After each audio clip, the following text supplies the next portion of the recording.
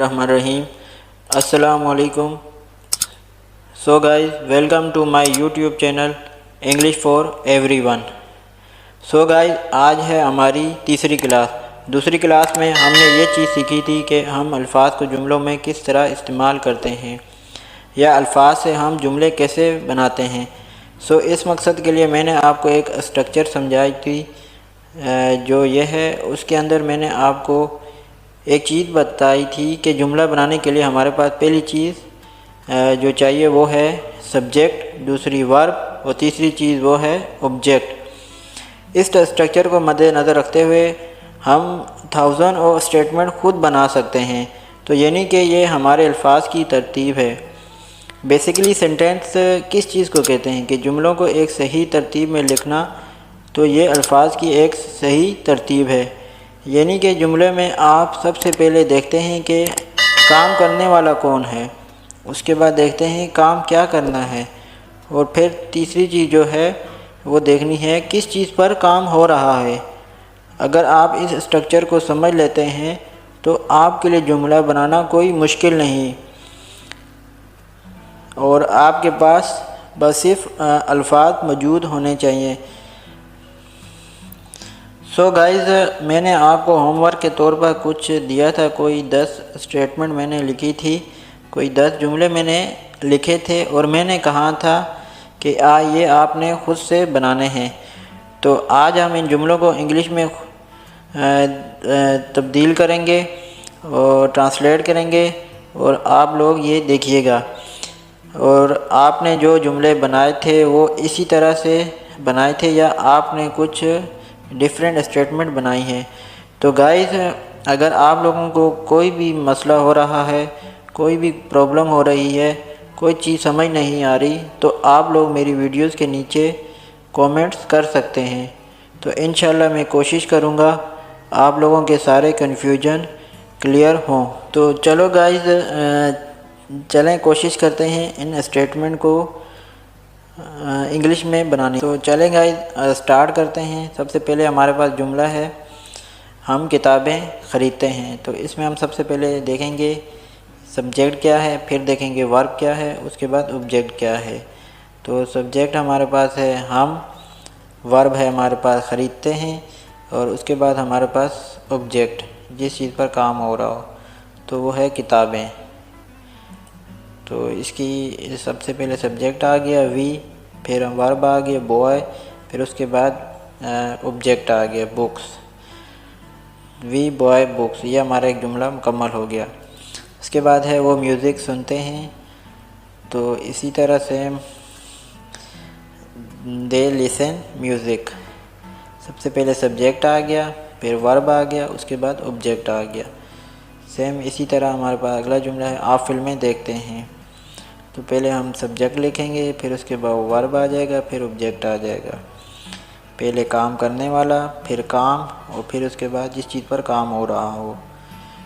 तो आप फिल्में देखते हैं, यू वॉच मूवीज़। फिर उसके बाद है मैं बर्गर पसंद करता हूँ, आई लाइक बर्गर। उसके बाद है हमारे पास हम चाय पीते हैं। तो इसकी ट्रांसलेट होगी वी ड्रिंक टी। इसके बाद नेक्स्ट हमारे पास जो जुमला है वो है आप कंप्यूटर इस्तेमाल करते हैं। सेम पहले हमारे पास सब्जेक्ट आ जाएगा, फिर वर्ब आ जाएगा, फिर ऑब्जेक्ट आ जाएगा। सब्जेक्ट आप, ये इसकी इंग्लिश होगी यू, फिर उसके बाद वर्ब इस्तेमाल करते हैं, तो इसकी इंग्लिश होगी यूज़। फिर उसके बाद किस चीज़ पर काम हो रहा है, कंप्यूटर, क्या इस्तेमाल करते हैं, कंप्यूटर, तो इसकी इंग्लिश होगी कंप्यूटर। तो यू यूज़ द कंप्यूटर। उसके बाद है मैं फ़ुटबॉल खेलता हूँ, मैं की इंग्लिश होती है आई। उसके बाद खेलता हूँ प्ले, फिर फुटबॉल की इंग्लिश होती है फुटबॉल। तो ये जुमला हमारा मुकम्मल हुआ, आई प्ले फुटबॉल। इसके बाद है आप उर्दू बोलते हैं, तो इसकी इंग्लिश होगी यू स्पीक उर्दू। सेम पहले सब्जेक्ट, फिर वर्ब, फिर ऑब्जेक्ट। उसके बाद है अली और साकिब कॉलेज जाते हैं। तो इसकी इंग्लिश होगी Ali and Sakib go to college. इसके बाद है हमारे पास जुमला हम जूस पीते हैं।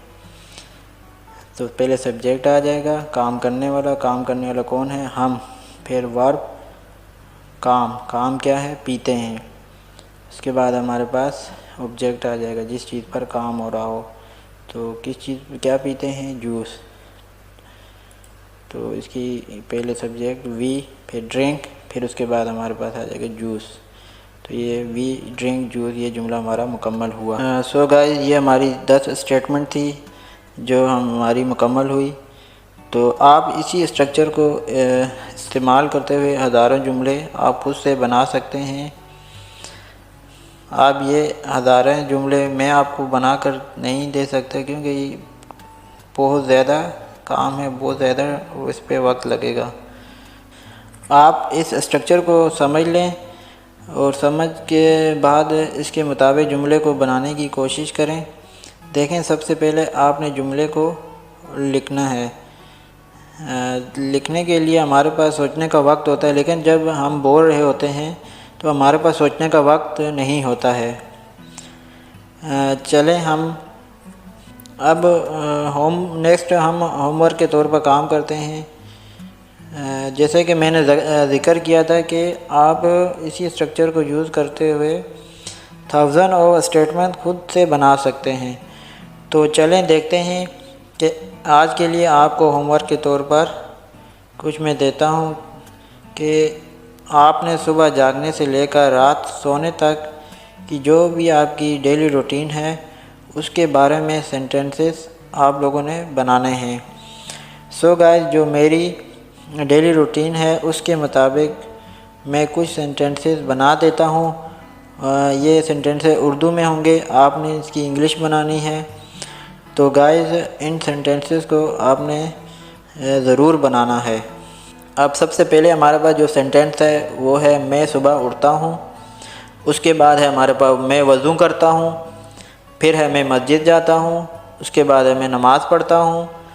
फिर है मैं कुरान पाक की तिलावत करता हूँ। उसके बाद है मैं सुबह की सैर के लिए जाता हूँ। उसके बाद है मैं घर वापस आता हूँ। फिर है हमारे पास मैं गुस्ल करता हूँ, मैं कपड़े तब्दील करता हूँ, मैं कॉलेज के लिए तैयार होता हूँ। फिर है मैं नाश्ता करता हूँ, मैं कॉलेज जाता हूँ, मैं क्लास लेता हूँ। उसके बाद है मैं अपने दोस्तों से मिलता हूँ। उसके बाद है मैं घर वापस आता हूँ। फिर है मैं दोपहर का खाना खाता हूँ। उसके बाद है मैं आराम करता हूँ। फिर है मैं होमवर्क करता हूँ। उसके बाद है फिर मैं ग्राउंड जाता हूँ, मैं क्रिकेट खेलता हूँ, मैं घर वापस आता हूँ, मैं रात का खाना खाता हूँ। उसके बाद है मैं घर वालों के साथ बैठता हूँ।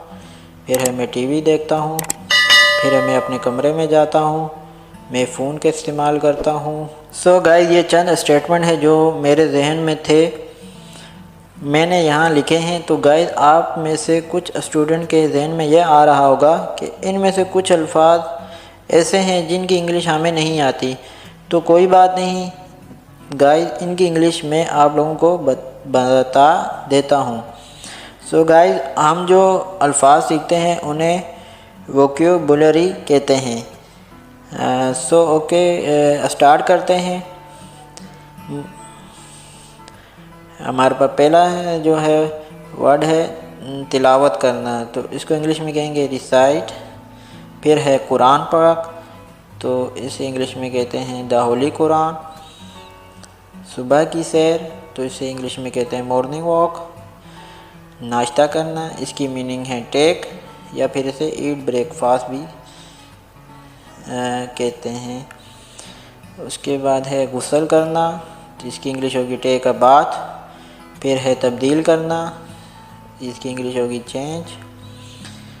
पढ़ना या अदा करना, तो इसकी मीनिंग होगी परफॉर्म। तैयार होना, तो इसकी मायने होंगे गेट रेडी। उठना, गेट अप। सुबह मॉर्निंग। वज़ू करना, इसकी इंग्लिश होगी मेक अब्यूशन। मस्जिद, इसकी इंग्लिश होगी मॉस्क्यू। इसके बाद है नमाज, इसकी इंग्लिश होगी प्रेयर। नेक्स्ट है हमारे पास रात का खाना, तो इसकी इंग्लिश होगी डिनर। घर वाले, फैमिली। बैठना, सिट। कमरा, रूम। सोना स्लीप। फिर है हमारे पास क्लास लेना, तो इसकी इंग्लिश होगी टेक क्लास। फिर नेक्स्ट है मिलना, तो इसकी इंग्लिश होगी मीट। उसके बाद हमारे पास है दोस्त, तो इसकी इंग्लिश होगी फ्रेंड। फिर है हमारे पास दोपहर का खाना, तो इसकी इंग्लिश होगी लंच। फिर है हमारे पास आराम करना, तो इसकी इंग्लिश होगी टेक रेस्ट। उसके बाद है हमारे पास करना, तो इसकी इंग्लिश होगी डू। इसके बाद है होमवर्क, तो इसकी इंग्लिश होगी होमवर्क। सो गाइस, ये कोई कुछ मुश्किल वर्ड्स थे जिनकी मीनिंग मैंने आपको बताई है। आपने इनको ही इस्तेमाल करते हुए ये डेली रूटीन जो मैंने आपको दी है इसको बनाने की कोशिश करनी है। आपने इनको बोलने की भी कोशिश करनी है। जितना आप लोग बोलेंगे आपकी ज़बान में रवानी बनती चली जाएगी। सो गाइस, आज की क्लास यहीं ख़त्म करते हैं। उम्मीद करता हूँ कि आपने आज के लेसन को एंजॉय किया होगा, इससे कुछ न कुछ आपने सीखा होगा। तो अल्लाह हाफिज़।